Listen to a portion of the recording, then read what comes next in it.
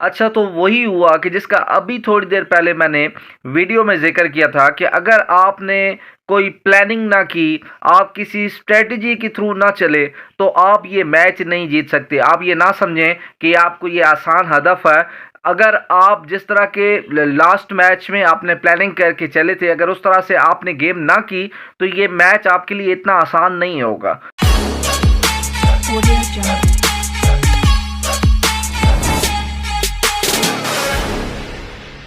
बिस्मिल्लाहिर्रहमानिर्रहीम, अस्सलाम वालेकुम। वॉइस चैनल के प्लेटफॉर्म पे आप सब लोगों को खुशामदीद कहता हूँ। मैच देख के बहुत ज़्यादा दुख भी हुआ है, और इस बात का एक मैं अंदाज़ा लगा रहा था कि आपने इतना एक दूसरे एंड पे एक प्रेशर भी क्रिएट कर रखा था कि दो बंदे आपके एक मेन सिचुएशन पे एक ऐसी कंडीशन में आउट हुए हैं कि जहाँ पे ज़रूरत थी, स्कोर की ज़रूरत थी, विकेट की ज़रूरत थी, वहाँ पे विकेट गंवाना बनता नहीं था और वहाँ पे आपने 2 रन आउट करा दिए। अब देखें, मुझे तो एक बात समझ नहीं आती, या कोई इतना ज़्यादा कोई हाई स्कोरिंग गेम नहीं था कि जिसको हम कहते कि ठीक है जी आप प्रेशर लेके चल रहे थे, वो भी ऐसी बात नहीं थी। साथ ही आपने ठीक है आए, आपने पार्टनरशिप बिल्ड की, मोहम्मद रिजवान ने थोड़ा टाइम लिया, बाबर आजम ने टाइम लिया, लेकिन उसके बाद जब मैच में एक मोमेंटम बन गया था, तो उसके बाद बॉल डॉट्स करना बनती नहीं थी। क्यों? आपके पास देखिए 300 बॉल थे आपके पास टोटल, और 262 रन का हदफ था। अब उसमें ऐसा भी नहीं था कि आप स्ट्राइक रेट 50 तक ले आए। आपने कुछ ना कुछ स्ट्राइक रेट रोटेट करना था, फिर उस हिसाब से आपने चलना था। आपको बॉलिंग ने एक अच्छा जो है वो ज़बरदस्त किस्म का मैच आपको बना के दिया था।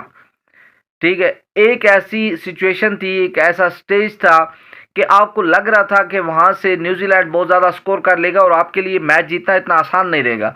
लेकिन हुआ क्या कि वहां से आपकी बॉलिंग ने आपको दोबारा मैच में वापस लाया, और 180 रन पे एक विकेट गिरी हुई थी उनकी, और वहां से विकेट्स गिरना शुरू हुए। टोटल उनका जो हदफ है वो 261 हुआ। ऑल टीम आउट हो गई। वहां से आपने खेलना था, एक अच्छे माइंडसेट से आना था ग्राउंड में। ठीक है, शुरू में आपकी 2 विकेट्स गिर गई, उसके बाद आपका मोमेंटम बन गया, रिजवान और बाबर आजम अच्छा खेले। अच्छा, फिर मैच जो मुकम्मल तौर पे आप लोगों ने अपने हाथ से गंवाया जब आगा सलमान रन आउट हुए हैं। फिर आगा सलमान रन आउट हुए, कहीं किसी बैट्समैन का ऐसा नहीं पता चल रहा था कि वो किसी प्लानिंग के थ्रू आया। कोई ऐसा नहीं लग रहा था कि कोई बैट्समैन एक प्लान बना के आया कि मैंने किस तरह खेलना है, सिंगल डबल करना है, बाउंड्रीज करनी है, कोई पता नहीं चल रहा था। और एंड तक बाबर आजम, जस्ट एक ये चीज मिसिंग है कि Babar Azam is not a match finisher. अभी तक बाबर आजम के पास जो वो क्लाई शॉट्स हैं वो अभी तक नहीं लग रही।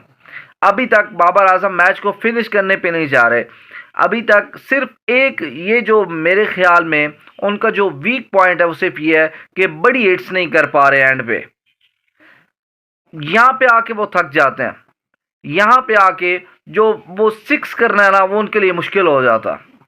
फिर चलें फॉर एग्जांपल कि आप एक चल रहे थे, कुछ न कुछ मैच को एंड तक लेके जाते, लेकिन वहां पे एक उल्टा शॉट खेलने का, एक रिवर्स शॉट खेलने पर कोई तुक नहीं बनती थी। और ऐसे स्टेज पे कि जहां पे तमाम तर जिम्मेदारियां आपके कंधों पे हैं, और वहां पे आपको पता है कोई बैट्समैन नहीं है पीछे। आप आगा सुलेमान रन आउट हो गए आपके साथ, वसीम जो है जूनियर आपके साथ रन आउट हो गए। फिर देखें, अगर आपने प्लेइंग 11 खुद डिसाइड करनी है, अपने बंदे खिलाने हैं, शान मसूद को सेकंड वनडे भी आपने बाहर बैठाया, तो कम से कम आप फिर वो रिस्पॉन्सिबिलिटी तो लें। आप बाकी प्लेयर से रिस्पॉन्सिबिलिटी उन्हें कहें कि वो लें, आप खुद लें। और जब तक आप खुद रिस्पॉन्सिबिलिटीज नहीं लेंगे तो तब तक तो बहुत मुश्किल हो जाएगा। अब डू और डाई की वो सीरीज बन चुकी है, ठीक है, एक एक से बराबर हो चुकी है। आप देखिए कि नेक्स्ट मैच में क्या करते हैं। लेकिन अभी मेरे ख्याल में जो इस मैच का जो फुल एडवांटेज होगा न्यूजीलैंड को होगा, और न्यूजीलैंड अगले मैच में एक प्लस जो है वो माइंडसेट से जाएगी, एक पॉजिटिव माइंडसेट से जाएगी, और उसके लिए तीसरा मैच जीतना मेरे ख्याल में मुश्किल नहीं होगा। और तीसरे मैच में मैं अगर परसेंटेज के हिसाब से बताऊं तो 60-40 के हिसाब से पाकिस्तान ग्राउंड में उतरेगा। बेशक अपना होम ग्राउंड है, बेशक सारी पाकिस्तान के पास बॉलिंग भी बहुत अच्छी है, लेकिन जो सिचुएशन है अब आप उनकी बॉलिंग की तारीफ किए बगैर नहीं रह सकेंगे कि जो उन्होंने आपके होम ग्राउंड में आपको इतने कम स्कोर पे आउट कर दिया और इतने कम स्कोर के ताकुब में 79 रन से आपको शिकस्त दी, एक बहुत बड़ी शिकस्त है। तो आपने अपनी कमजोरियों पे काबू पाना और इसके बगैर आप ये सीरीज नहीं जीत सकते। तो बाकी ये है कि व्यूवर्स, अगर आप लोग हमारी वीडियो देखने आते हैं तो लाजमी हमारे चैनल को सब्सक्राइब कर दें और साथ ही कहीं यहाँ पे दिए गए बेल आइकन को भी प्रेस कर दिया करें।